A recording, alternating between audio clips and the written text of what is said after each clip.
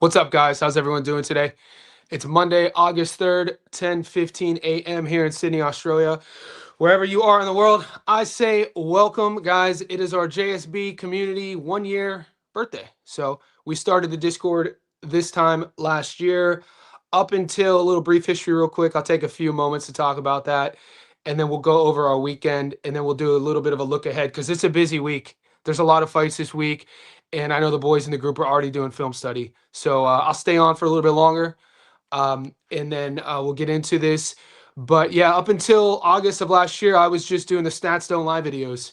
Now, breaking fights down, but not giving you a prediction. And I always say it, our community, the JSB Insider community, our Discord, the boys in this chat, it is hands down the most researched, educated boxing community. I was explaining to one of my clients earlier.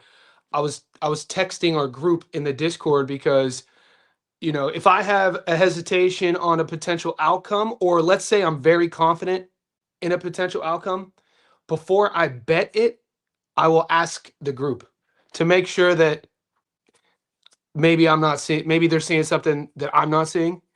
And if you're new to our, if you're new to our group, it's not what you'll learn very quickly. It's way more than just seeing who I'm betting on. It's all about the community. It's not going to be an echo chamber. You're not going to get 100% people agreeing. But the reason why we win consistently week in and week out, and the receipts speak for themselves, 1 year in, all the receipts are posted, is because, and this is what I always tell bettors, people who want to win consistently, is you can't bet, you can't have allegiances when you're betting on fighters. You know what I'm saying? You can't just take the same guy over and over just because he's your favorite fighter, or you just can't bet the guy because he's from Mexico and the other guy is from Puerto Rico, and you're taking the Mexican fighter because you. This isn't how professionals bet, and this is one of our greatest attributes of our group. Is the group will tell you how it is.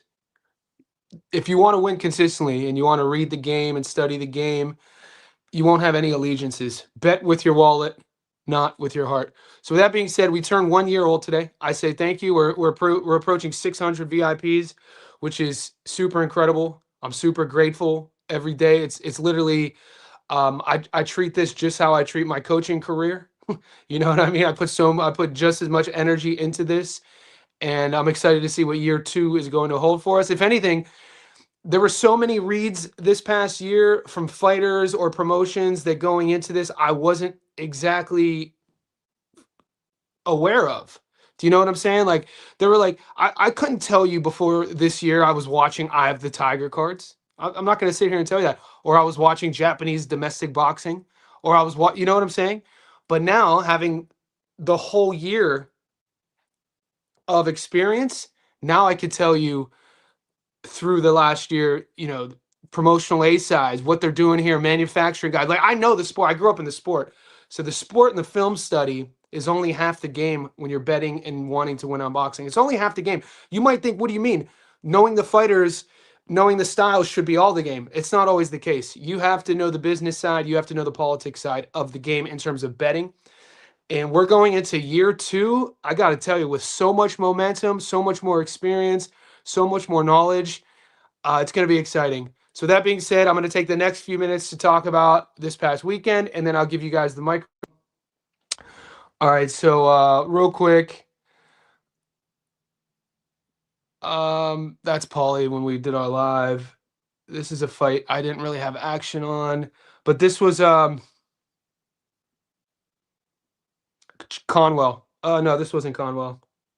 This was on the undercard. No, that was Conwell. Charles Conwell looked good. It was good to see Conwell back.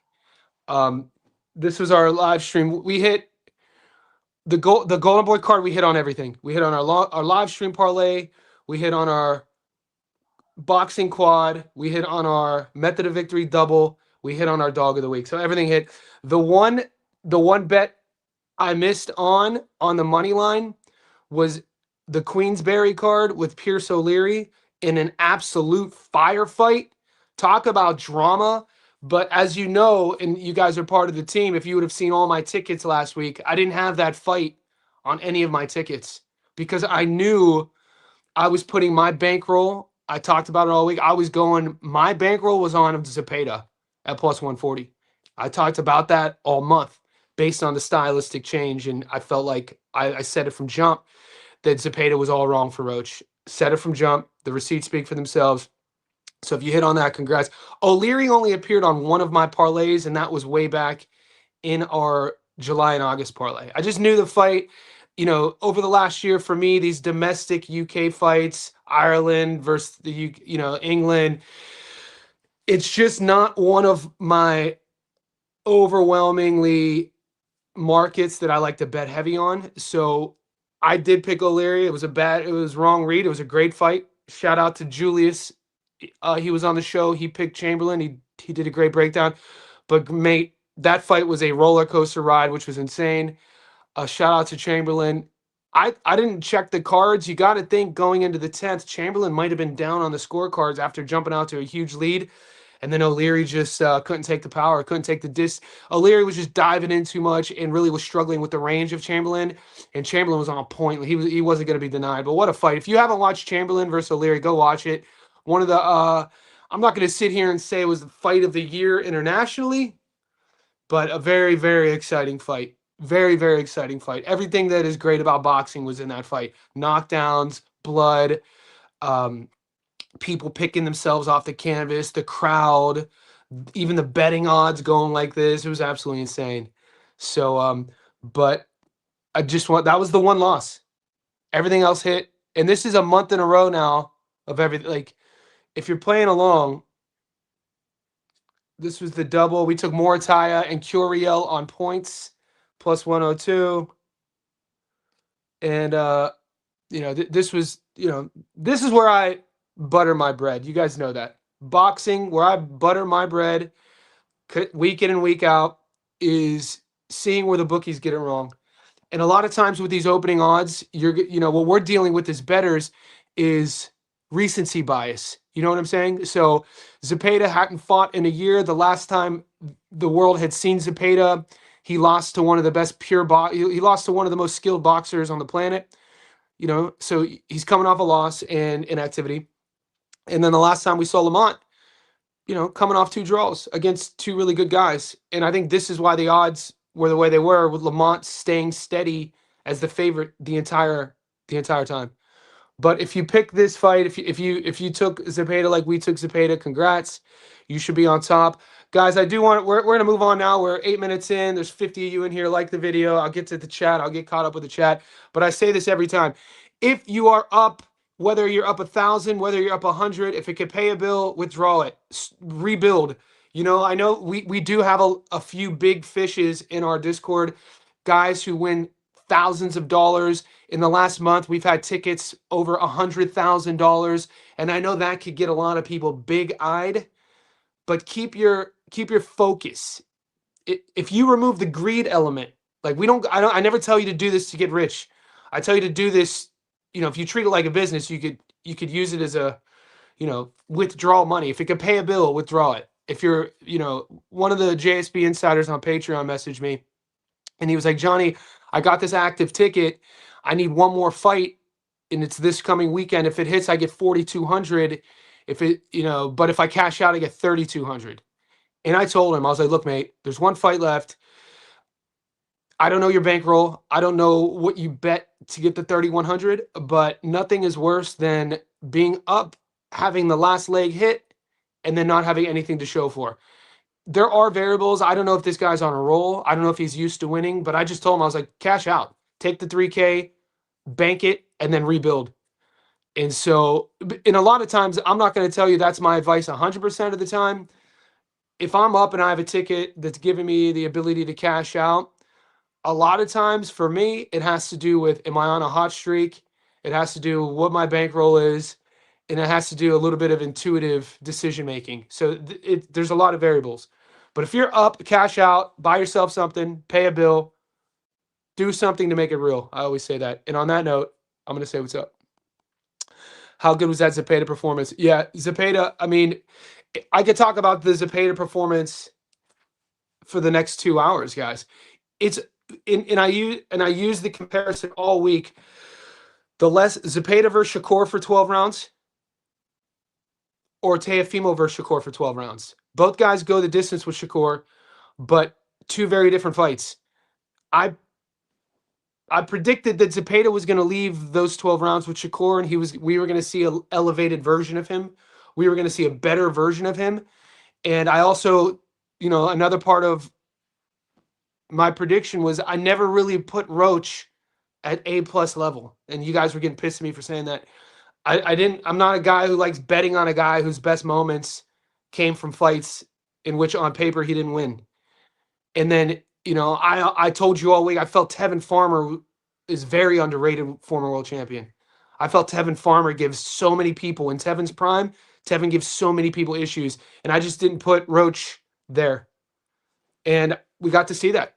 People were calling Zepeda a one-dimensional fighter. People who were taking Roach, I was like, you guys, I'm not seeing it. Zepeda had better feet than you guys thought, the people who picked Roach. Zepeda was way bigger. We knew that was going to be the case. And Zepeda's output and his decision-making. And Roach, I just didn't think Roach was going to be able to win the fight with a backhand counter. And some guys, I was debating a couple guys last week. They were talking about Lamont Roach had better feet than Zepeda. I was like, I challenged that. I was like, I'm not seeing it. I don't think Lamont Roach had better feet than Zepeda. I don't think Lamont Roach was a better fighter than Zepeda. And we got to see it. And I don't want to beat the drum too much because Lamont Roach is a solid pro. A- fighter, maybe a B+ fighter, definitely not an A+ fighter. And I always thought William Zepeda, with that style, he's the best in the world at that style. So I've always put Zepeda at the A level. And that version of Zepeda last night was the best version we had seen. That kid at 30 years old, that kid is a nightmare. He's always been a nightmare, though. Like, that kid has always been a nightmare for any fighter. And, I just, you better have some power if you want to, and you better have volume. You need power, you need volume to beat that guy. We'll see if anyone can beat that guy. Happy birthday, JSB community. We want to thank you. Well, it's a team effort, man. Appreciate you. Decency and camaraderie. I think the decency is really important. I know that early days in the Discord, I had to walk the plank a little bit regarding, I didn't want to gatekeep our Discord. I don't want to gatekeep your behavior. I don't want to project onto you guys. You're all men, younger men, older men, some women. And the last thing I ever wanted to do was gatekeep and try to tell you guys how you should be acting. Who the hell am I to tell you how to act, right? But over time, it's been really good to see in our group the men in there, the younger men in there, the women in there, holding yourself up to a certain standard, whether you win or lose. So if that means I have to call people out every now and then for speaking a certain way, I'll do it. We only have a few rules in our community. The major rules: don't be a dick. Don't treat people like shit. Don't be toxic. Don't be racist. Don't be misogynistic. Like, your mother, your daughter, your sister, your girlfriend could be in our group.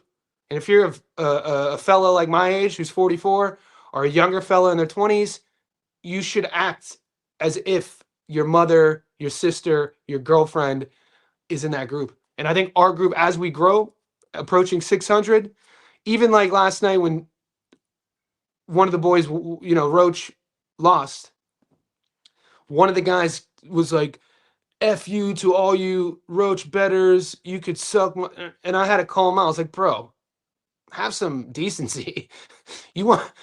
If you're winning, this is how I treat our group. In our group, if we win, we want to win with class, and if we lose, we want to lose with class. And I think our group does that really well. And I think that that's a rare thing in boxing, online boxing forums. Just go to YouTube boxing channel comments. You guys know. You guys know what I mean. What's up, Moonshot? That's crazy. The 1,000 VIPs is even a crazy thought. 600 VIPs is a crazy thought for me. I remember when our YouTube channel had 400 people, and we're approaching on YouTube 30,000, which is crazy. I look at our JSB community in the Discord and our live stream chat. Like, you know what I mean? So I've never really cared about our YouTube subscribers. Over the last year, what I really, the only number I kind of focus on is who's in our group and who watches our daily live streams. And maybe 2 months ago on the daily live streams, you guys, all the best ideas we've come up with has been through this chat. You got the chat started the Discord, the chat started the daily live streams, and like 2 months ago, the chat requested to do the live stream parlay. And some of the Patreons and some of the VIPs who don't watch the chat, when they see the live stream parlay when it hits, they're like, "You didn't post that ticket." I'm like, "Well, you didn't watch the live stream. I can't just spoon feed everybody. That's not. I'm not doing this to give you winning tickets. I mean, I'm. What I found out is, I want us all to win, and over time, I'm just, something. One of my strengths is picking winners, but I'm not trying to spoon feed people. So if you're new here and you're paying the $6 or $7 a month to be part of our community, and you're paying it just to get my picks, don't take this the wrong way, but you probably should leave because our Discord is filled with guys like Youngin, and the list is endless, who add value. We want our whole group is successful because we add value. Mutant Johnny, I've got a doozy of a bet, but I'm not telling it. Don't tell us, bro. Keep it to yourself. Salute Julius. Julius is a beast. After listening to his logic, 100%. I don't know if 79, he's really active on Gary's live streams, but 79 and I talk all the time on Discord. And after Julius's breakdown of the Chamberlain fight, I told 79, I was like, "Bro, I never flip flop. I never flip flop my bet, and I'll never flip flop. I'm gonna stand 10 toes down on my picks." And I think I mentioned it on the Paulie Malignaggi and Tommy Rainone live stream at the end. I think I did say, "Hey, if you guys are torn on Pierce O'Leary and Mark Chamberlain, and you want a good Mark Chamberlain read, go watch Julius on my show yesterday." Julius was out here watching Irish domestic television to do his film study. And if you're not following J Knows Boxing, do it. The dude's a beast. This dude was watching Irish domestic cable programming to see how the sort of zeitgeist of the Irish public were treating Pierce O'Leary. Julius was like, I don't believe in this preordained next one up sort of thing. I ain't buying it. And that was a slugfest. What's up, boys? Been eating since day one. E-Money, we up. Morning, lads. 1 year up. Inking weights, we up. Yeah, best community in the game. Back to the grind. There's Jay right there. Follow him. There's Jay right there. Follow this guy. Back to grind, boys. Hope ever. Yeah, let's pay some bills. That's what we should do. We save. We save money. We pay bills. While we work for our money, right? This is the crazy thing. The biggest lesson I learned from living in Las Vegas for a few years, and from having a best friend turned degenerate gambler, was that too often, like more often than not, people get addicted to losing. It sounds crazy. Part of the gambling addiction, and if this is you guys, take a break. Part of the addiction of gambling is like you could be up, and then there's a moment where you want to risk everything. That in itself is why these sort of people never win, but it's that rush. It's that endorphin rush of laying it all on the line. Guys, you don't win that way, and that's not how we gamble. That's not how we bet. So pay bills. When you start paying bills, and then over the next 6 months you realize, like, oh shit, money I used to work for to pay quarterly gas, quarterly electric, quarterly mortgage is now accruing because I'm like, if your bankroll is whatever your bankroll is, and you're up, 4x each month, you're gonna have a long term. You're gonna notice it long term. Don't be so greedy about it. Teamwork, brother. Teamwork. Roach couldn't handle the pressure. Saw it. King. Yes. Solution. Hey, finally joined, big dog. Solution. If you guys are VIPs on YouTube or VIPs on Patreon and you don't have access to the Discord, send me an email right now. My email is in my YouTube bio, or if you're watching live, it's JONNYSTOFKO@iCloud. And on Patreon, you can just DM me. Capetillo, bro. The Capetillo knockout, it rubbed me the wrong way a bit. It rubbed me the wrong way because how happy people were to see a 17-year-old kid get knocked out. And I know those are just trolls, but it does come with the territory. I mean, I remember hearing about Capetillo when he was like 9. And you guys know who, this is a kid who is probably unfairly ordained by Oscar as the next face of Mexican boxing. And as a 17-year-old, they put him in there with you know, I wasn't even like, we'll use Abdullah Mason. Abdullah's turning 22. He's a world champion. Abdullah won't be in his physical prime as a man probably until he was like 28 or 29. Like I didn't go through I was a late bloomer. I played 3 sports up until college athlete. Up until I was 15, I played 4 sports, including boxing, right? I didn't mature physically until I was 18. So from the time I think when I was 15, I was 5'2" at 15, and then when I was 18, I was right under 6 feet tall. So as a 17-year-old Capetillo, he's still a boy. And so that's kind of the danger with potential in a combat sport as boxing, of when you have all this potential and you're a highly touted prospect, you really have to pay attention to who you're pairing up this young fighter with. And we do have X factors. We do have outliers. Wilfred Benitez was a world champion as a 17-year-old Puerto Rican legend. But how many Wilfred Benitezes are there in the history of boxing? One of one. And we know actually the downside of that is being such a young kid and not being fully developed. By the time Wilford was, I think, in his mid-30s, he could barely speak. So these are things we must talk about. Capetillo will come back. He's only 17. Nothing takes away from his speed, his skills. He's going to learn a lot.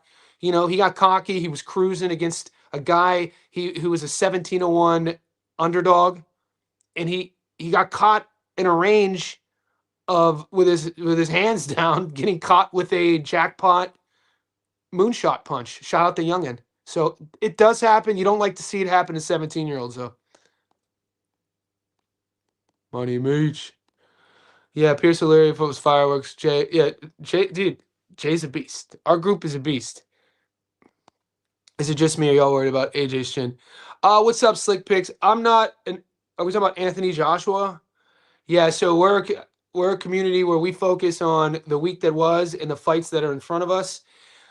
In full transparency, if you're new here, I don't really bet on Anthony Joshua. I mean, he's not even on our radar. You know what I'm saying? In terms of relevancy. And you should know the answer to that question. Chamberlain almost got stopped with dude, that body shot was gorgeous. It was interesting how Pierce was overcoming so much. Pierce O'Leary was overcoming so much. And Mark Chamberlain is everything that's great about the sport. That fight, those two, the crowd, I would like to see it again. If I'm Pierce, though, and his family, I would take a year off. Maybe I know Chamberlain said he wants the rematch, but with Mark, where he is in his career, he's been on the wrong side of a fight before. I think you move Mark along, and if the O'Leary rematch comes around down the road, do it. But I think for Mark's sake, his career's sake, will Mark ever be a world champion? I'm not going to sit here and say he won't. That he has awkward timing. His hands are not like he's slow, but he's long and he's awkward. And he was really switched on.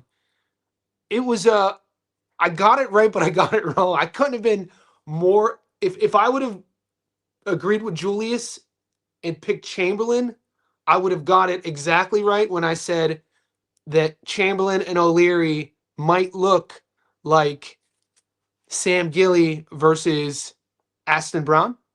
And the Sam Gilly versus Aston Brown fight, we picked Sam Gilly as the guy traveling who was the underdog to win by knockout.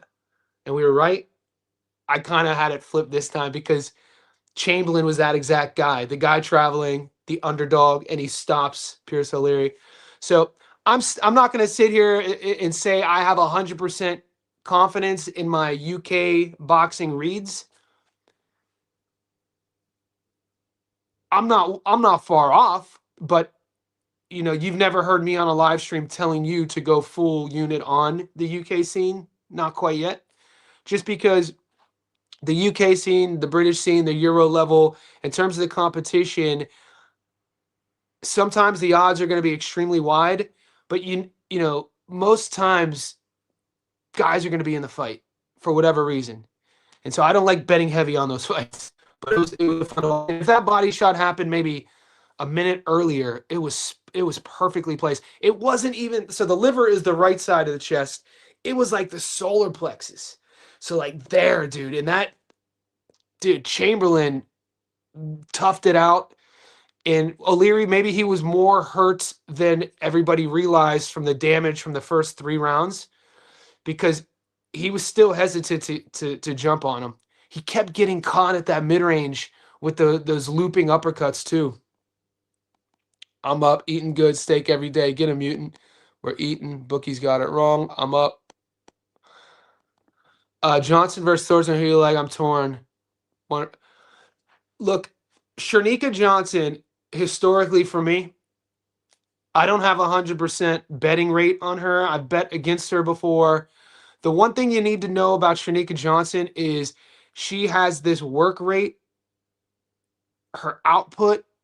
She's like, imagine if a CrossFitter, maybe this is an old analogy. I'm not even sure if people still do CrossFit, but in the mid to 2010s, like 2014, 2015, CrossFit was everywhere, and it was just a fitness competition, but the endurance was absolutely amazing. Because I'm a strength and conditioning coach here in Australia, when you look at Aussie fighters, girls and guys, they all have strength coaches.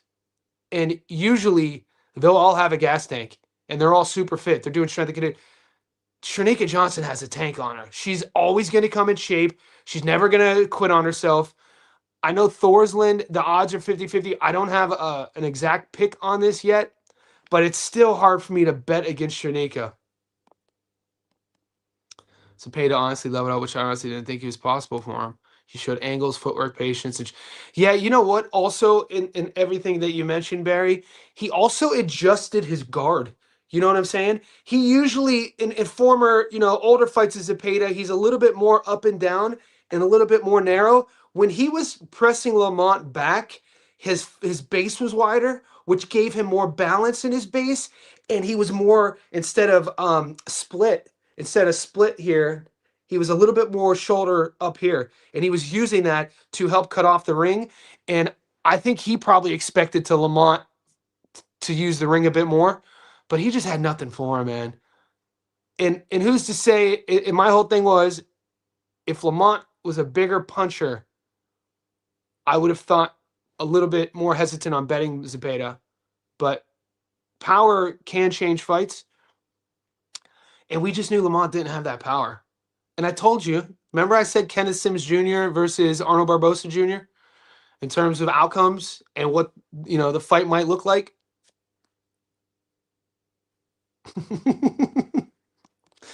Right now I'm leaning Simpson. Troy way too confident. Troy's 35 now. Troy could get old overnight. Dropping official pick.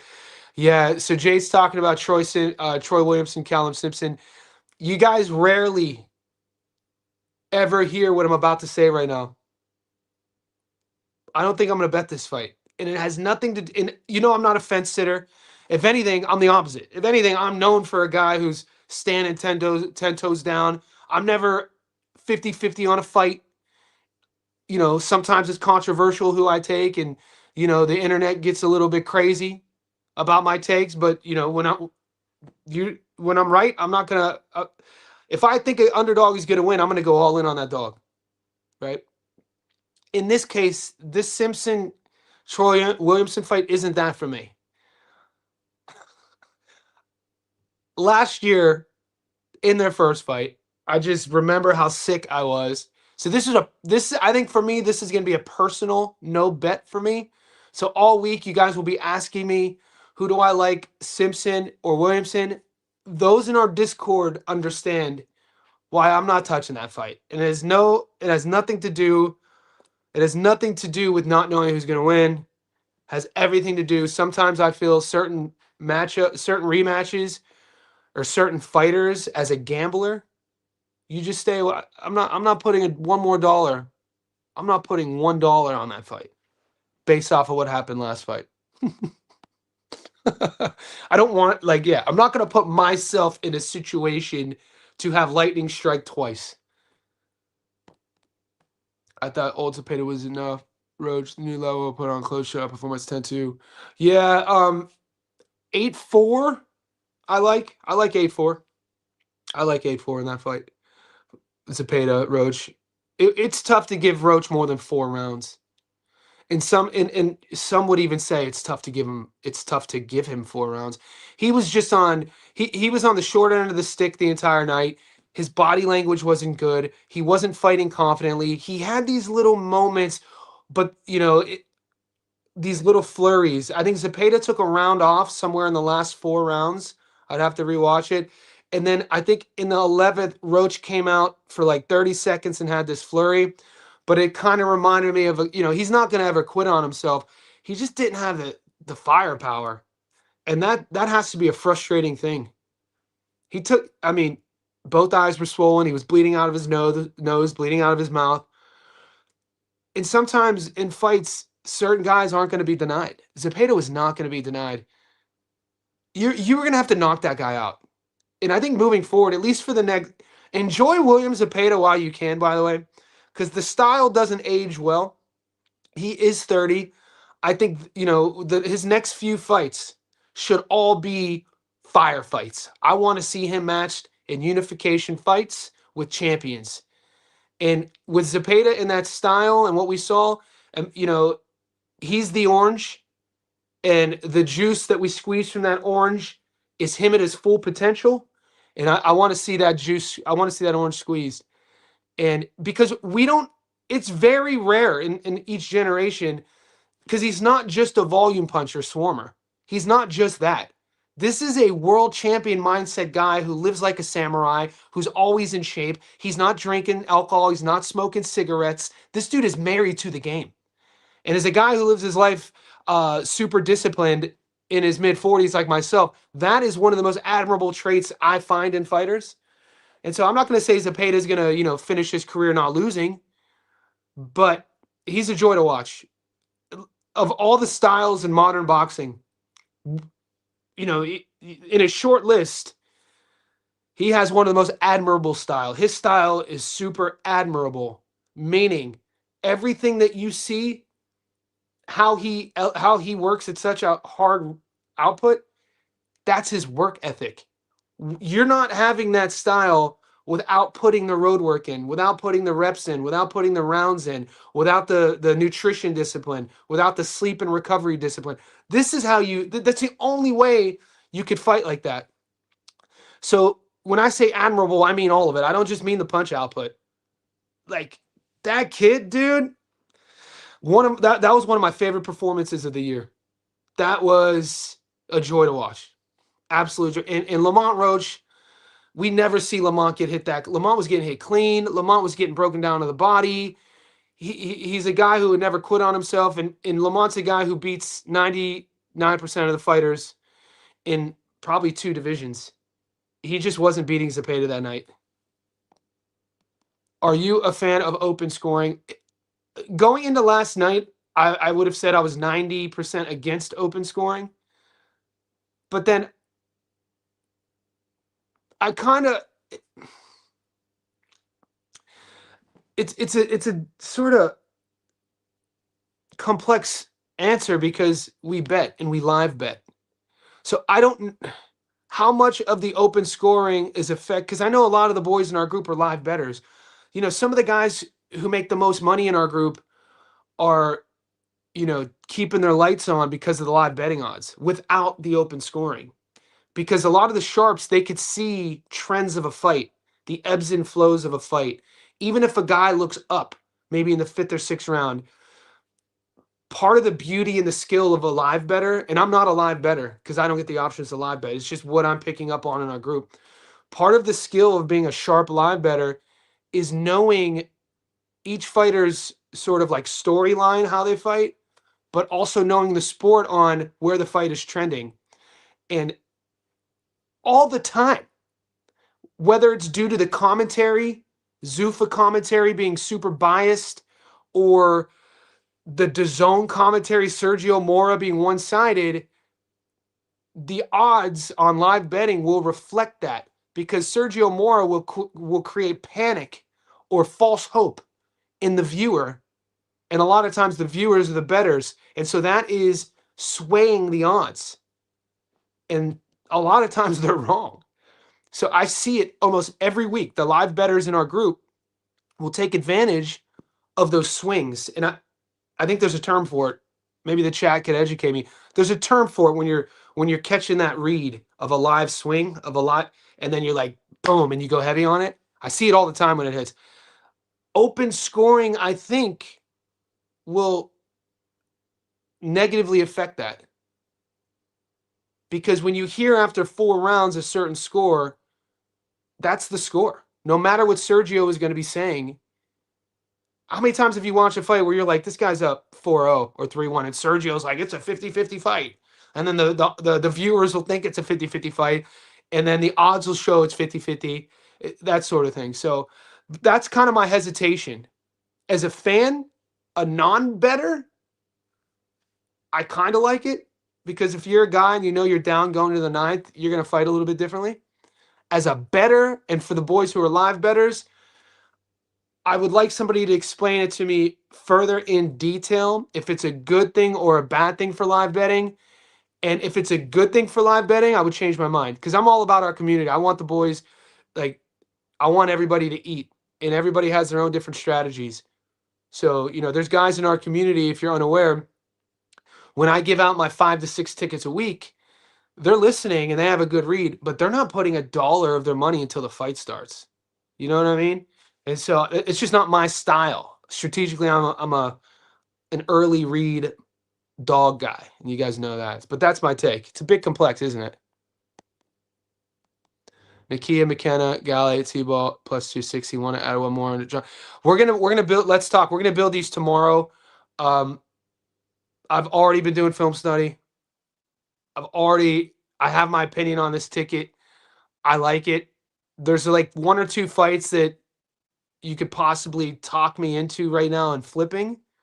I'm going to talk to Barium. I'm going to, ask for Barium's reads. I'm going to ask for Julius's reads. Anybody in the group who wants to come on the live streams this week, let me know. I'll drop a link. There's just a few fights that I feel I want to make sure I get the whole thing about.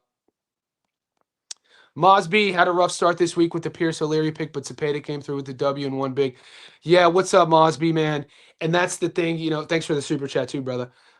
It's the ebbs and flows. Just like the O'Leary Chamberlain actual fight. That's the life of a bettor. That's the life of a gambler. It's like this ebbs and flows. And I think as a team, what we do really well is we manage the valleys. We manage the valleys. Think about it. This is 4 weeks, and we took, January, February, March, April was the whole year's been insane. The whole year's been insane. But the last week of May and the first week of June, we were in the deepest valley we had ever been in. We had, things weren't hitting. We weren't getting close decisions. There was a draw. There was a couple, it was just 2 weeks back to back, and it put a bad taste in people's mouth, me specifically. But since then, this is 4 weeks in a row again, piggybacking off of the 4 months. So I think, moving forward as the bettor, if you are in a valley, it's okay to take a week off, even if you're up. I like what No Limit said. No Limit is one of our big fishes in our Discord. And, I've seen this kid hit for over 20,000. I've seen him consistently hit for 5,000-6,000 on the regular. He shares his tickets. He's just his bankroll's a little bit different, right? After the Zepeda win, he was like, I need a break. He was like, I need a couple days off. And I felt it, because we've been on a roll, man. And then this morning when I woke up, somebody was sharing film study on these fights coming up. And somebody said, mate, we just all won huge this weekend. Let's take the beginning of the week off and wait till Wednesday for film. And Barry Unboxing was basically like, there is no Wednesday. There is no tomorrow. He was like, that's the biggest thing why our group wins is there's so many fights this week. If we wait till Wednesday, we're going to be behind the 8 ball. And I totally agree with that sentiment too. So individually, if you're burned out, it's okay to take a break. I am a student of the game. I've already started film. I put check the tickets, boys. I already put a ticket up. I do have a 4-leg quad paying plus 123. So we do have one ticket that's live, and our quarterly parlay is live. That's a 12-legger that pays plus 683. We need Aaron McKenna this week, and then we need the last leg is in 2 weeks. Gotta watch the live stream because we affect the odds. Odds change quick due to the insiders.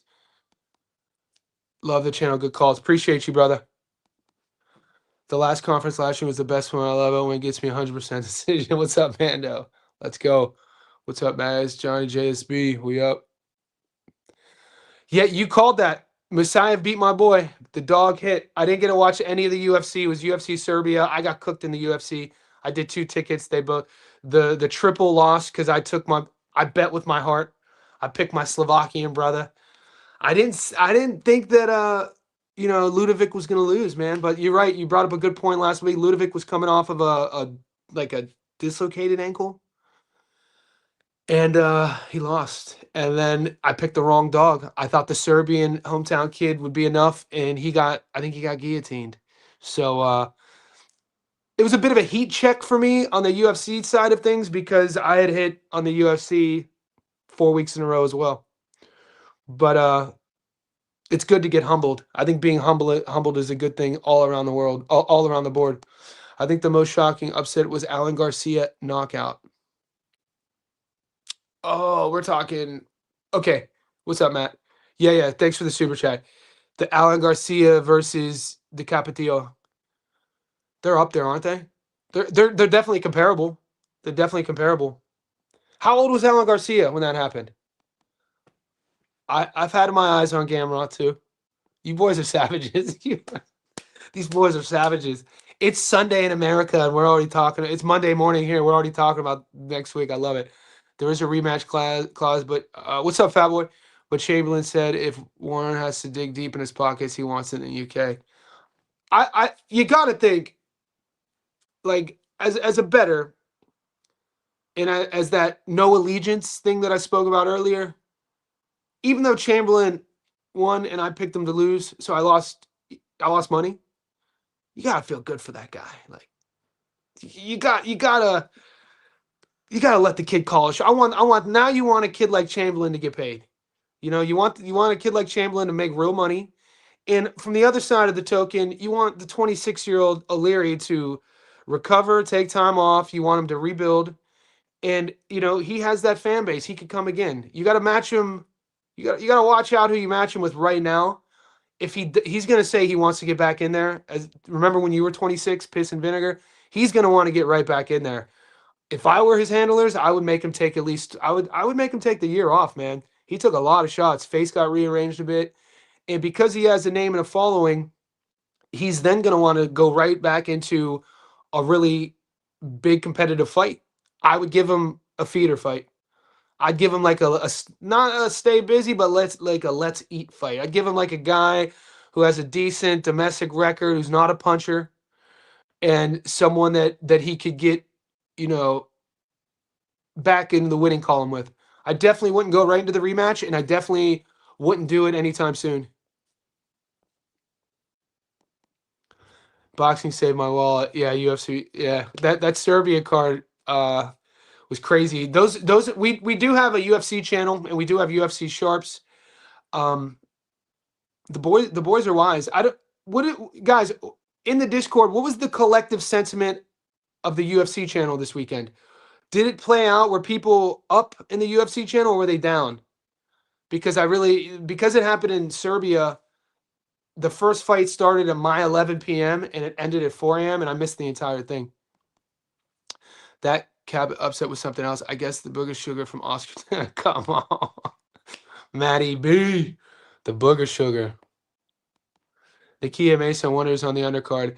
It's we're not getting odds right now, but this fight has piqued my interest. I was starting with Masson Floyd, but we got a couple Kiwis in the chat.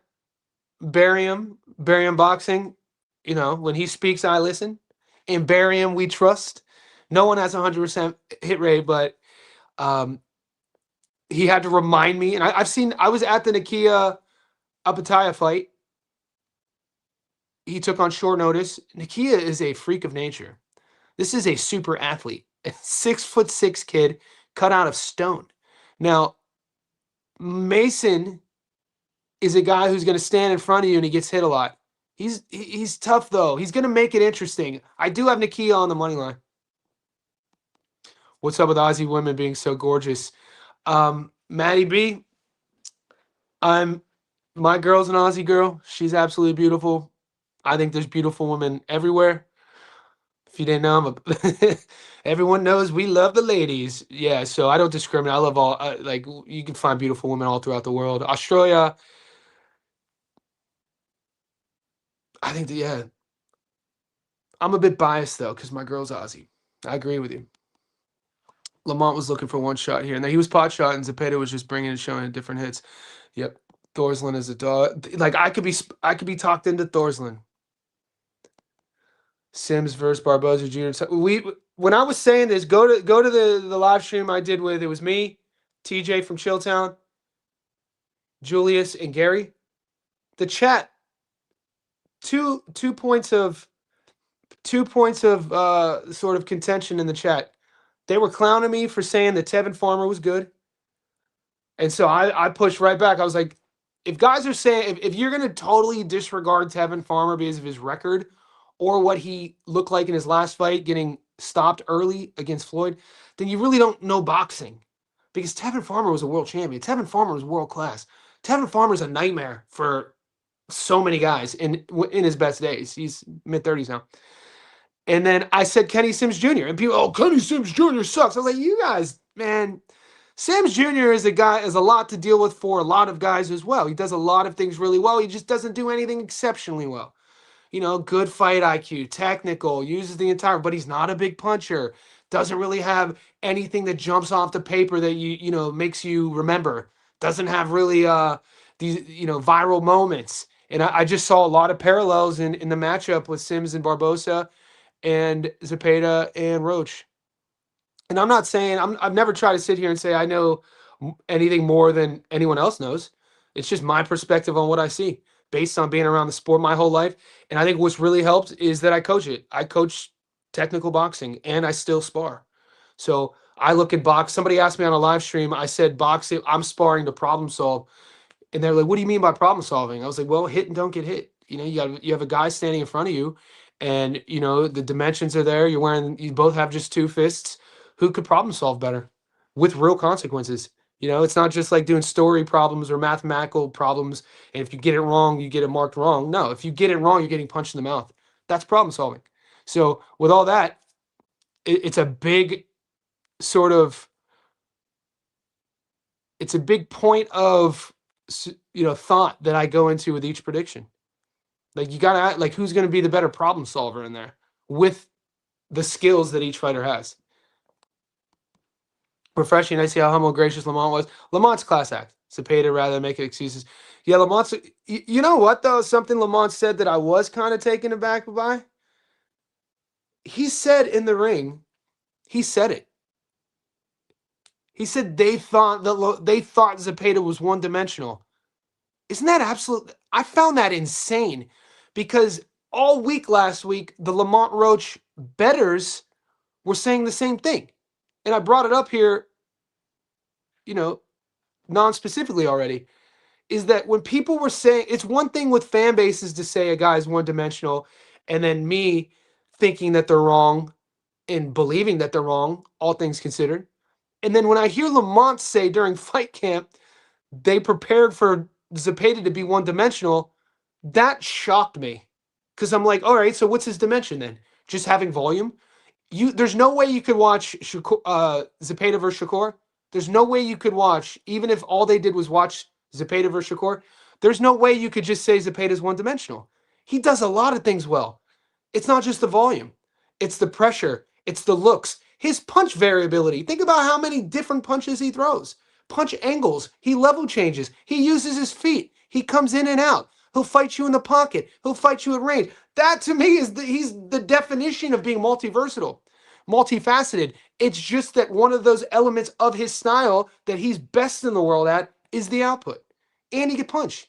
So good body puncher too. You guys were like, You guys last week were like, oh, Lamont's the better body puncher. I was like, I mean, what are we? I just didn't like. I'm never my goal in a debate, and you guys have seen this. If I'm debating anybody on a live stream, my goal is to never like be mean spirited or abuse somebody or make them feel inadequate. That's just how I am as a human. That's never my goal with even strangers. I never want to make anyone feel inadequate. But sometimes if I think the take is delusional, I'll call you on it. Like what fight are we watching that we're saying Lamont's the better body puncher than Zepeda? Dude, Zepeda just doesn't rip the body. He's always done that though. He's level changing and he's turning you. And that was an addition though. He did, you know, him turning Roach to Roach's left to set up his lead hand body rip. Gorgeous stuff. A lot of that's gorgeous. That stuff's so technical. In the midst of a firefight, going from this lead shoulder to this lead shoulder, and then turning him by exiting your back foot as Zepeda, and then switching back, and then throwing that lead hand to the body. I thought there was a moment where Zepeda was hurting him to the body, and then I was like, oh shit, is the knockout live? I'm a fan of Keyshawn, but he tapped out because he knew he was going to lose that fight, and I had Haney beating him. Keyshawn versus Haney. Yeah, this was a fight. This is a fight that has a lot of contention because a lot of the big YouTube content creators in America who have hundreds of thousands of followers, all they do is talk about like four fighters. All they talked about a couple years ago was Bud and EJ. All they talk about is Tank. All they talk about is depth. Like, I don't care about any of that, only because unless the fight is in front of us, unless the fight is on paper, unless our book is showing us odds, why would we waste the time talking about that? I don't care about them tweeting each other and people pulling out of fights and purse bids. And this is going to sound crazy. We can talk about that, but that's not our community. Like, I really don't like wasting time on that. We got a lot of stuff in front of us. We have a lot of fights within the next, 4 or 5 days to talk about. But if you want to talk about it, Keyshawn is a guy that has left millions of dollars on the table in the last year. So he's let a lot of people down. The Norfolk incident, the locker room incident, missing weight. I mean, where's he going to fight? Was the fight supposed to be at 47? Like, how is Keyshawn even this is something that, like, and go watch the live stream I did with Paulie Malignaggi and Tommy Randone a couple days ago. When I brought this up to Paulie, he didn't even want to entertain it because what nobody is asking, these big content creators who are getting hundreds of thousands of views because they're giving you a personal or an emotional take on Keyshawn being a duck or Devin being a bully, is what they're not saying is how is Keyshawn a mandatory at 47? What are we talking about? He's a man at 47. Okay. How many times has he fought at 47? What weight class did he last fight at? Where is he listed to fight at? Like, I kind of agree with Paulie. He won't even entertain it. Zepeda versus Abdullah Mason is fireworks. Yes. I loved how Abdullah Mason was at the fight. Did you guys see the footage? Abdullah was at the fight with his back against the wall. Comes from a great family. That's a tough one for me, man. You guys know I'm a bit biased being from Northeast Ohio. It's a tough one for me, man. But Abdullah can punch. That is a fun fight, man. Appreciate you. Appreciate you. You guys are the truth. Stop. Commentators always be biased to cap. Don't matter. Just bet against it. Do you think betting apps or bookies know what we insiders see? Or they just go?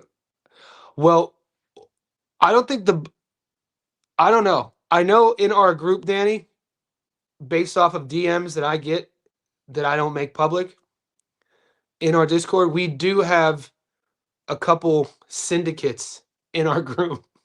So we have a couple guys who represent a betting syndicate that, like, when I get these messages, I get uncomfortable because I know their bankroll, and I'm like, fuck, dude. And I just tell them, I was like, look, don't listen to me. I was like, the last thing I want to know is you're betting 50K on a fight and you're listening, you agree with me. I don't want to hear that shit. I've never told you to listen to me. I've never told you. I've never. The last thing I need is the pressure of some syndicate betting 50 or 80 grand on a fight, and they're in our group. But I know for a fact when there are line swings on certain matchups, like I know why they're happening. Because there's I see it in messages like, oh shit, they just put 50,000 on him, and then the next day the odds shift. It's happened multiple times.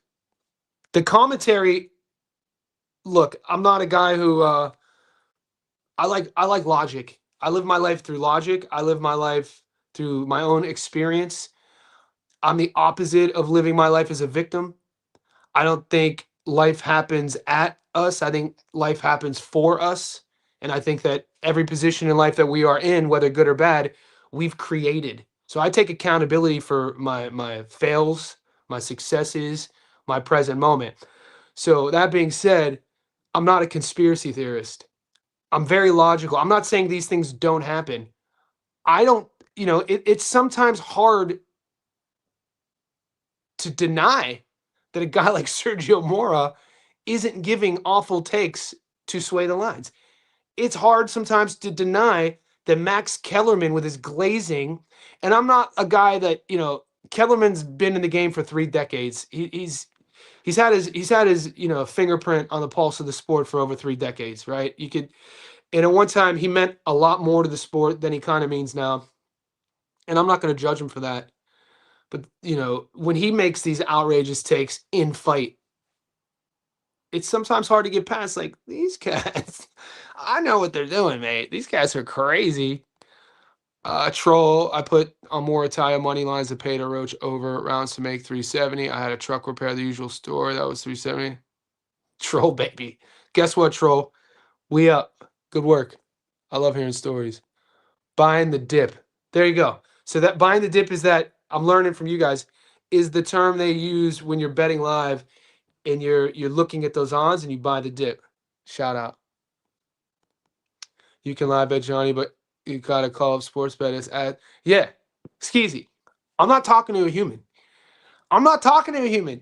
Like if you know me in person, which you guys probably ask Boss Christos. Boss Christos and I linked up at the Tim Zoo weigh-ins. He met me in person. This is exactly who I am. So if you met me in person, I'm gonna be outgoing. If you're my friend, I'll be the guy in public that we're gonna have a good time. But it's hard for me to meet new people. With that being said, I'm not calling a stranger. I'm not about to call a hotline, talk to a dude I'm putting money on. This shit makes me feel like a degenerate. Like psychologically, I'm not that strong. Yeah, exactly. We got Teo coming up soon. Who you got? Ooh, what's up, Live Life? I'm torn. I'm torn, man. I'm torn. I think Teo versus Raleigh is a very intriguing fight. I think people are looking a little bit too much into them being childhood friends. I don't think that's going to matter at all. I think the thing that has made Raleigh a two-division champion and successful in most recent outings is that he plays on the fact of people underestimating him. There's certain personality types that you'll meet through life. Maybe it's a friend of yours, maybe it's a brother, a sibling, whatever. But certain people will crumble psychologically if they feel they're being slated. And then there's other types who will use that for their favor and they like being looked at as an underdog or they like being sort of, you know, undervalued. Raleigh is a guy that we've seen. He'll play that role, especially in match, and he'll and then we've seen him overperform. I like Raleigh in this spot, guys. I like Raleigh in this spot. Obviously the power. I think he has awkward world-class timing. I think his timing is really underrated. I think because of his judo background, he has a high level. At one time as an amateur, he was a highly touted judoku in North America.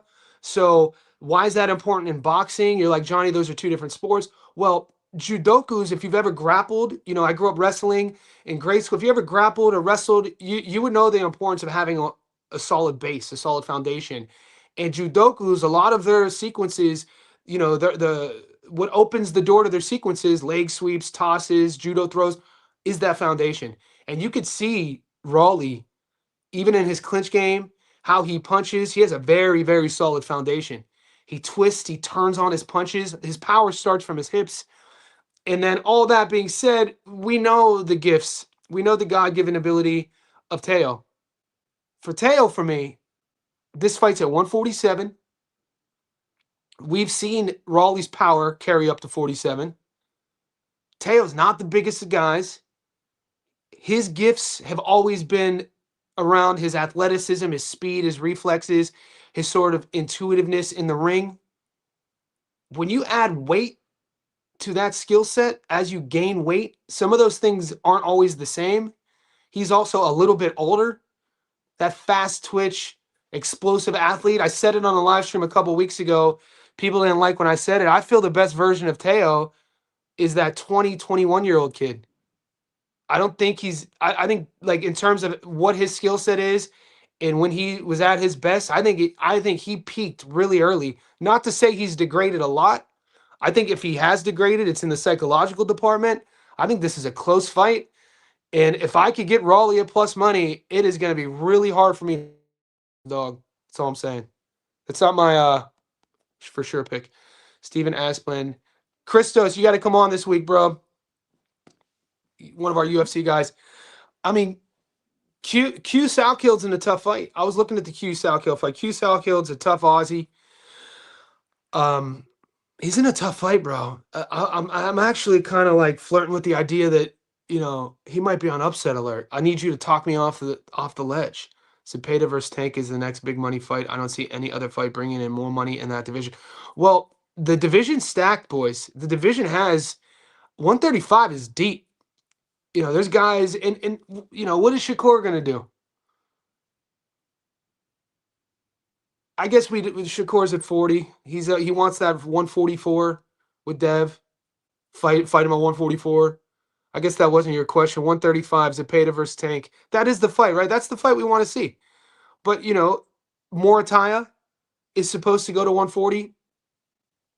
People are kind of giving him a hard time because he didn't stop a gold medal Olympian, former world champion who never been stopped. We played Morataya on points, which hit, and we played Curiel on points, which hit. And and we doubled that, plus 210. I never say it's free money. I know the boys like saying that shit was free.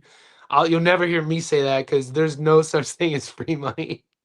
Or that shit was easy. No, I get more offended when we have tickets that hit. And mind you guys, if you're new, these are all plus money tickets. I get more offended when our tickets hit and people in the chat will go, that was free. I'll get more offended when they say that than if one of my tickets lose and people say I don't know shit about boxing. Because I know shit about boxing, so I don't get offended. But when they say that shit was free, I was like, you crazy. That shit was not free. There is no such thing as free money. Curiel decision goes up against a guy in Quentin Randall who had never been stopped. Morataya decision goes up against a guy in Conceição, never been stopped. Those weren't the only reasons I picked those two on points, but it had to play a factor. And Morataya was critical of his performance. I thought he fought well. I thought he was sharp. He does seem like a guy who's been boiling down a bit too much to make 35.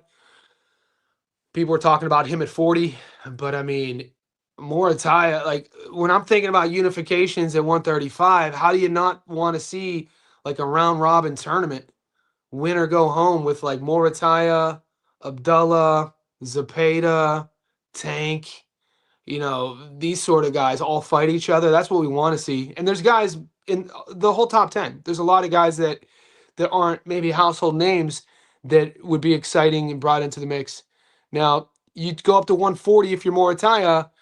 I want to see what he looks like against like Andy Hiroka, or he goes up what he would look against like GAR, Gary Antoine Russell, one of my favorite fighters. And we know GAR, how impressive he looked against Ryo, and then how kind of 50-50 nip and tuck he went with Hiroka, a big Japanese puncher. And so that's only 5 pounds up. I want to see, as a fan, I want to see how Morataya blends into the 140-pound division. There's a lot of fights at 140. So, Playo, Dalton Smith. I would like to see, I got to be honest, you guys probably will give me shit. I'm not writing off Matias yet either. I still think Matias's style, with his sort of like how he punches and in the fight that he's going to bring to you, I just don't think Matias thought that Dalton would play his game. Matias had to be shocked that Dalton was going to play his game with him. And I was even more shocked that Dalton won at Matias's game. So at 140, man, there's a lot of guys there. At 135 and 140, man, some really fun divisions. Hopefully we could see some unification fights. Turkey turned his back on him so quick. He did. I'm not a big Turkey guy. Amanda Galley versus Sharetta. Look, Chicken Metcalf is what, 42 now? Galley's a slight, I don't know the odds yet. I might be slightly leaning Galley. Parker looking for, no, he signed it, Rez. So, Rez, go to our Discord. Boxing Booth, who's a New Zealand fighter. He's a New Zealand coach now. Either Boxing Booth or Barium shared that Parker found his heavyweight. Kiki pulled out, and they found a replacement, hopefully decent enough to match Hamiolo this weekend. Yeah, there we go. There's Boxing Booth. UFC went all according to plan except Klein, really. Uro's first round knockout. Yeah, my regret of the UFC weekend was not paying, I didn't see the Euros first round. Euros by knockout, I was telling everyone that's the move, but it was only paying 44%. You got to be sharp like Big Shadow and pick the round, which with all the action we had with the big Golden Boy card, and I never try to fool you guys. Boxing is my bread and butter. I do watch UFC since jump. I've missed a handful of cards in the last 20 years. But in terms of this newer edition of my content,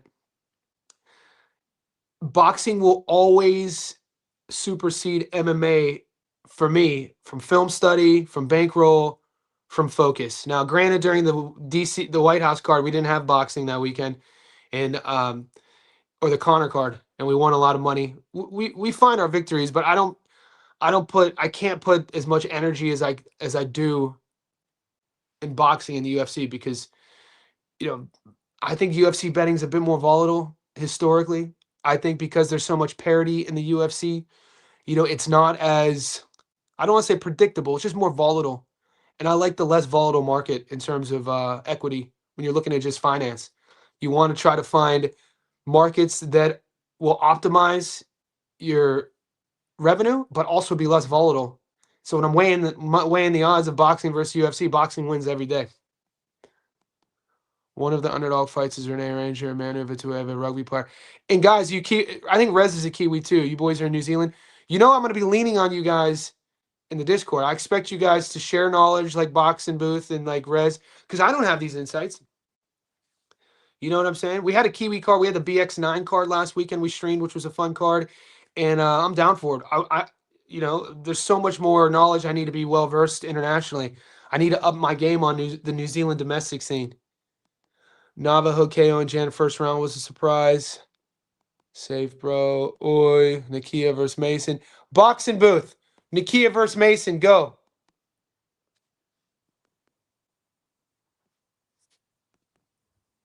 They did find out.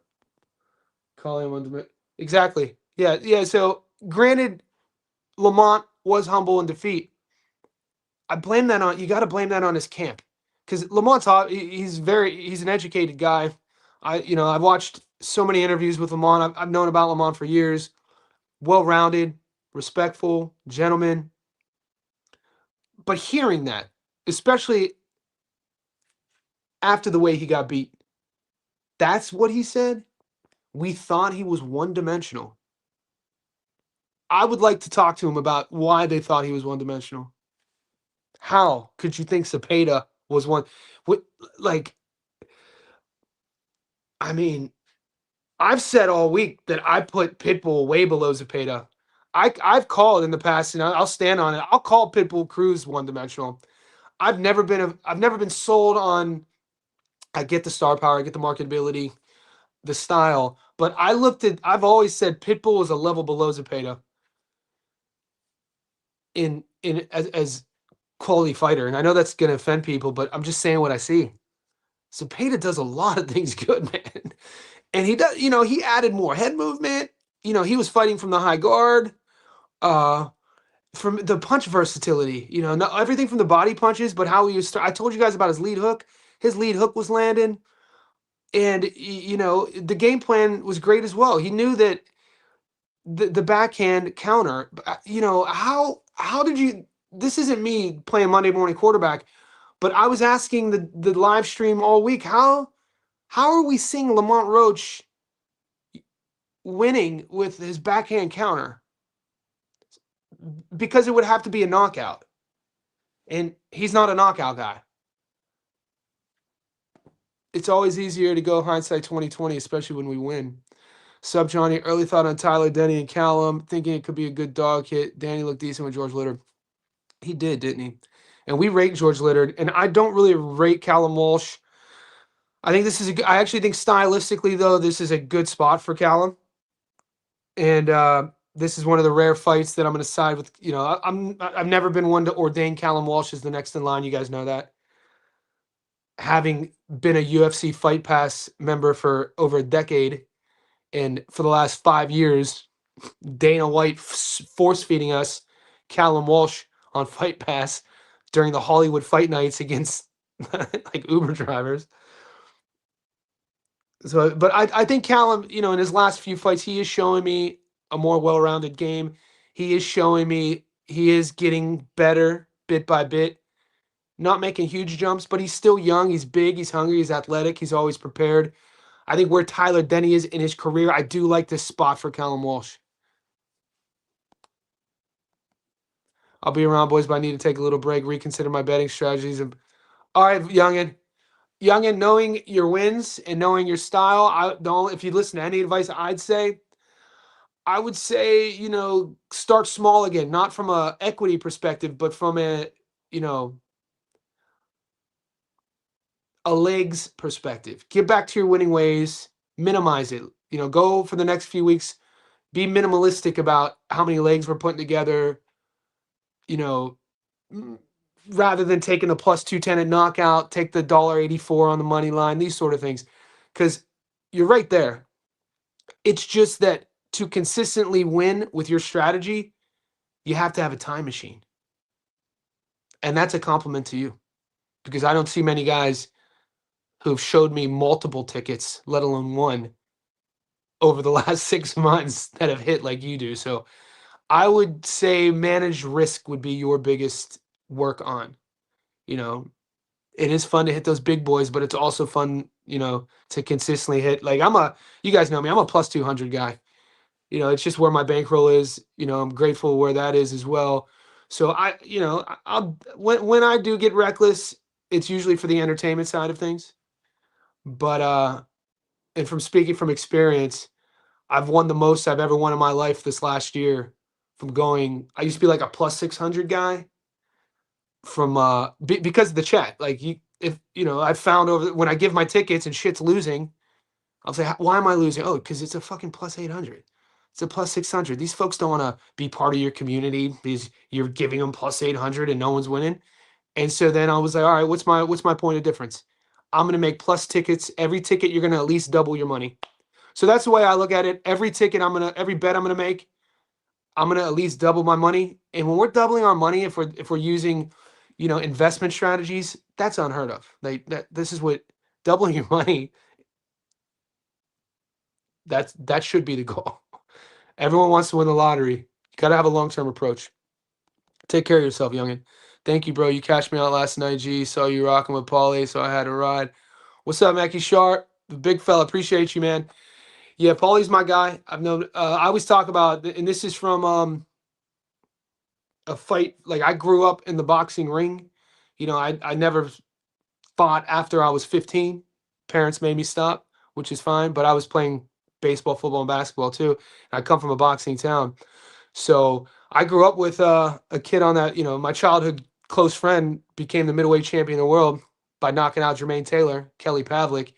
And so I was on Kelly's whole rise from to get to the Taylor fight, from the Zertuche fight in Disneyland to the Edson Miranda fight to the Jermaine fight in Atlantic City. But I always say, without being biased, in 2008 when he knocked out Jermaine, one of my favorite boxing moments, I think it was 2004.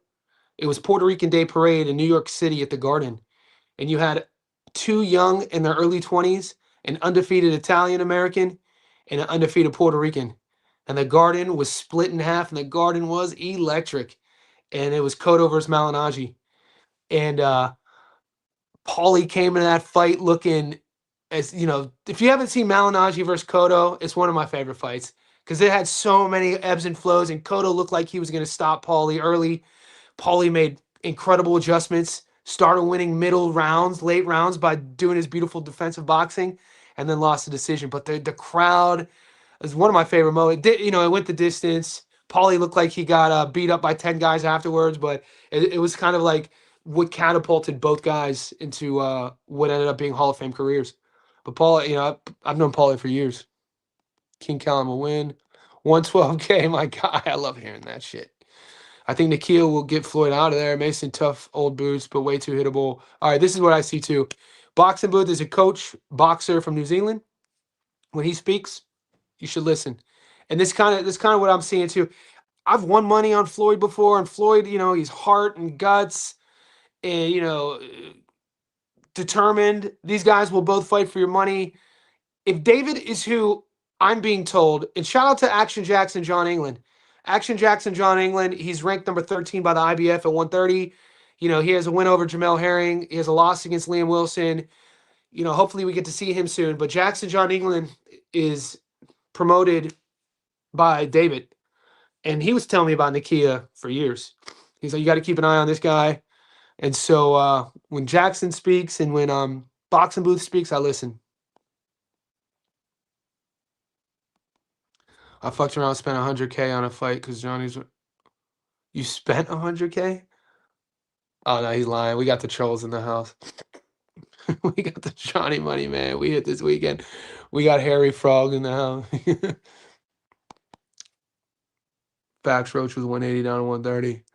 Matty B.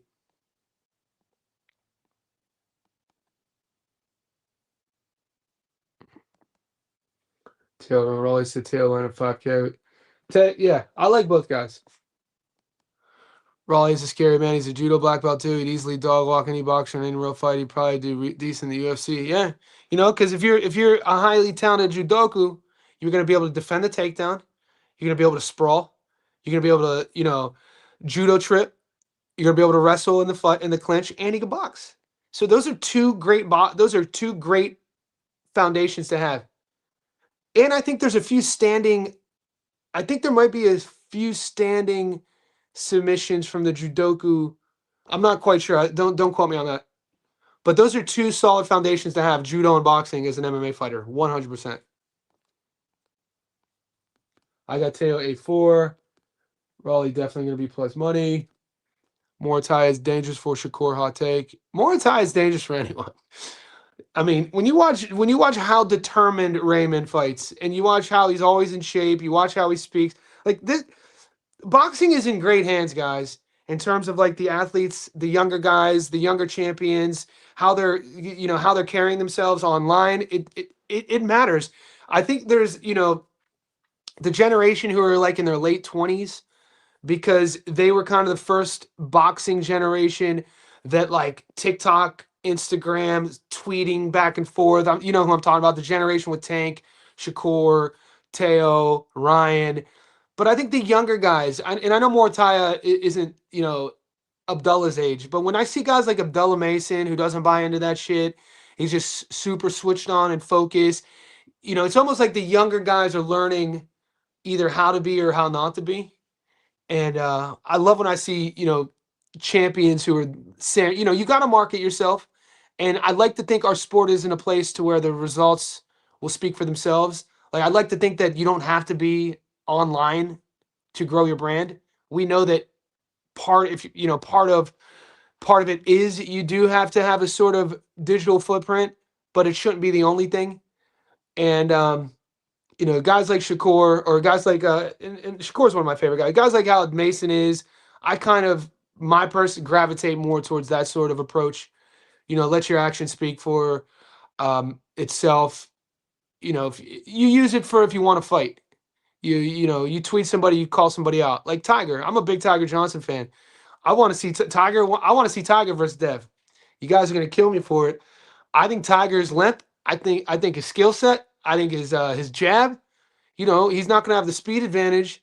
I like how he's filled out at 147. I like how confident he is. I like that he's been calling for this Devin Haney fight. I guarantee Tiger would be like a plus 350 against Dev. Psh, that's all I'm gonna say. I hope Tiger gets the Devin fight. Raleigh's plus 90. It's really tough to not take Raleigh in that spot. I gotta be honest with you. Raleigh plus 200, plus 650. Dude, we got some good fights coming up, Fat Boy. Boxing Booth says free money in the air. Yeah. Yeah, there's no free money, dude. Boxing Booth knows. I think Boxing Booth might, I'm not saying you're as old as me, but I've watched your videos online. You don't seem like you're in your early 20s, so your life experience is a little bit more expanded than some of our. We have a lot of young bucks in our group, which is fine. It's good to.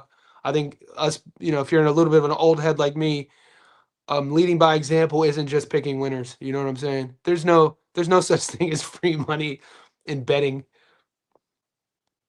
Honestly, I can see a world where Zepeda goes undisputed. He's such dude. So we brought up earlier. Will Teofimo, like, true or false? Did Teo leave pieces of himself in the ring versus Shakur? And I'm not just talking about physical. Like, he disappeared in that fight. He disappeared in that fight. And, they both go 12 with Shakur. Zepeda obviously took from Shakur in a good way and leveled up. I don't see the way Teo got beat, him leveling up, sharing those rings. If anything, I think that it's going to deter him. I think this is a good spot for Raleigh. I do, man.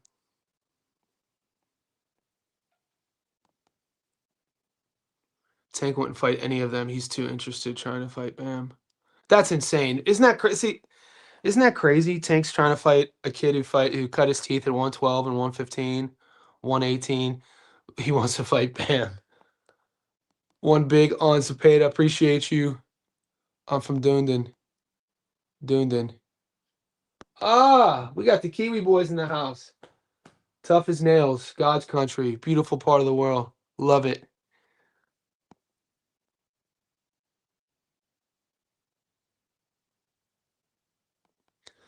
Thank you, RC, RM, WZ. All points will subscribe to your picks. Appreciate you, Mayo.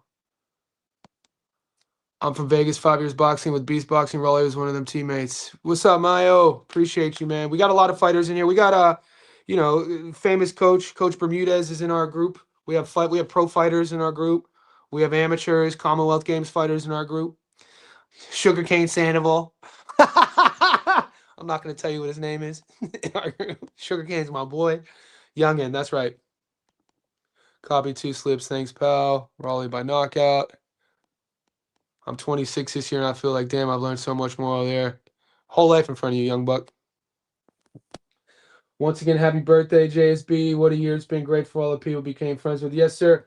Guys, we're almost 90 minutes in. I have to eat. I haven't eaten yet today. I've been up since 5 a.m. coaching, talking to my boys, our group. It's Monday, August 3rd, 11:38 a.m. There's about 75 of you still in here. We're about 90 minutes in. We have a big week in front of us. We have a lot of fights in front of us. There's a lot of money on the table. If you ask me about Troy versus Callum 2, you could ask me about it. I'm probably going to defer the question to somebody else. You should, if you're in our group, what I just like. What I like doing is, if in rematches, this will be the first rematch where I think I'm just not going to bet. It's because I don't want you guys to think, oh, it's a rematch. he lost money on Callum, that's why he's not betting. No, it got way deeper than that. The Callum Simpson loss to Troy, it made me change my strategy of betting, which was great. It's a very, for me, memorable pivoting in my betting strategy. He was a massive favorite. This is when I didn't have boundaries on throwing big favorites on a lot of tickets, and everything hit that weekend. I just happened to have Callum Simpson on every ticket, and it was the most money because I had him on every ticket. It was the most money I lost all year. All year. We had a meltdown in the Discord. Folks were getting banned, kicked out. People were sending addresses to meet up and fight in person. This was during the first one. And so lessons I learned from that first fight was like, all right, you got to stop being greedy. You got to be more logical. Why would you put $1.10 on more than one ticket? Why is $1.10 showing up on every ticket? And so I changed my strategy. Like I had like a plus 400 dog, a plus 300 method of victory, and then Callum Simpson on the same ticket. It's like, what the fuck? Like, why would you do that? And so this is me learning the game. And now when you see my take, and this is a lot of the success we've had since January, probably is due to what happened during their first fight. Now you see things much more strategically placed in how I bet. Everything's still plus money, but you'll never see anything under like $1.10 on a ticket, and you'll never see $1.10 on more than one ticket. And so I'm just going into this rematch like I'm not going to bet it. That's just my perspective. And I'm not going to do film on it. If you ask me who's going to win, I'm going to say your guess is as good as mine. But we will have a lot of action on that fight because our group, we're in it for. We love the game. That's just one that I'm not going to bet on. Coach Darwell was my coach too, so I got to meet Dev Haney and Zab Judah since he was in there. Zab is a legend, man. I love the, obviously I still coach and I live my life like a samurai. I've taken care of my body my whole life, and I've always valued fighters, coaches, men in general, whatever you do. So I hosted an entrepreneurial podcast for a few years, and I would interview like experts in fields. And I was interviewing this biospinal mechanic. He's in his early 70s. He's the guy who helped rebuild George St. Pierre's spine after the Matt Serra loss. Dr. Stuart McGill. He's a Canadian. Shout out to Dr. Stuart McGill. His online brand is called BackFit Pro. And Stuart McGill, I podcasted with him a few times, and I remember getting off the podcast with him, and he's, talking to me about the benefits of, the direct correlation of grip strength and life expectancy in men. And so since that chat in 2015, I do dead hangs every day. And then obviously the benefits of dead hanging with the effects on alleviating pain in our spine and correcting postural deficiencies. So I've always I don't admire like millionaires. I don't admire wealth. I don't admire objects. I admire men who are healthy later in life. My dad died young. He passed away before his 60th due to not living a healthy lifestyle. So this is just something that I take personal. I said all that to say I don't agree with Adrian Broner, obviously how he lives his life, but who am I to judge? What I do agree with, I like how he gave Zab Judah some stream time the last month. It was great to see Zab in Broner's streams and to see those clips going viral. And a lot of the clips going viral were like the headline, 49-year-old, 50-year-old Zab Judah still in fight shape. I'm like, of course he is, because he's a savage. He's a world champion. He's a samurai. This is a guy who, my whole mindset is and has always been that at 44 years old, and I've been this way since I was 30, always been an athlete, but before my 30th, I was reckless, partying, absolute nightmare to deal with, both in relationships and out in pubs, just a lunatic, like a lot of you young bucks are.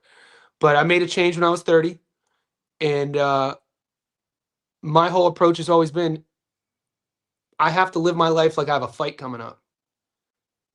I always have to be prepared mentally and physically as if I have a fight coming up, whether it's like an unexpected health diagnosis, my body needs to be in the best shape possible.